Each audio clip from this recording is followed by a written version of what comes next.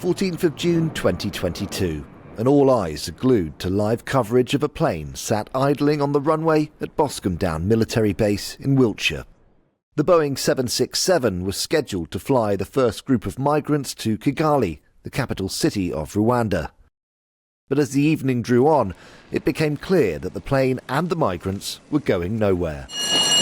Legal challenges, including one from the European Court of Human Rights, meant the small number of passengers had now been whittled down to nothing.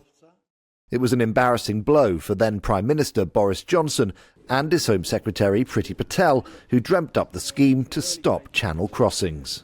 The legal world is very good at picking up ways of trying to stop the government. Since then, flights have been on hold as legal challenges progress through the courts.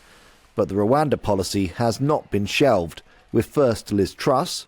We're also taking decisive action by strengthening our borders and beefing up our border force and expanding the Rwanda scheme. Then Rishi Sunak giving the scheme their full support. We will pass new laws to stop small boats, making sure that if you come to this country illegally, you are detained and swiftly removed. On the 19th of December last year, there was some good news for the government when the High Court ruled that the plan was lawful. However, that decision was overturned 6 months later when appeal court judges decided there was a real risk Rwanda could send migrants back to their home countries. What the court today has found is that Rwanda is indeed not a safe country. People who were seeking asylum in this country would be at real risk had they been put on a plane to Rwanda.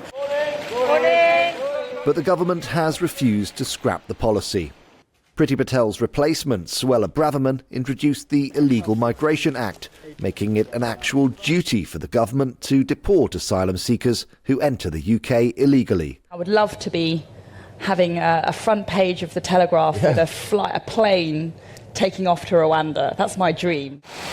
Now today marks the beginning of the end of this slow legal process. A 3-day Supreme Court hearing in which the government will argue only it has the expertise to determine if Rwanda is safe. Although a decision's not expected until the end of the year, Rishi Sunak has already indicated that if they win, he'll ignore any further migrant appeals and injunctions from the ECHR. All of which mean the next flight might actually leave the runway. And that is when the true test would begin. If the boats keep coming, the last 3 years will have been for nothing, and the Rwanda policy will have turned out to be a Tory flight of fancy. Addison, GB News.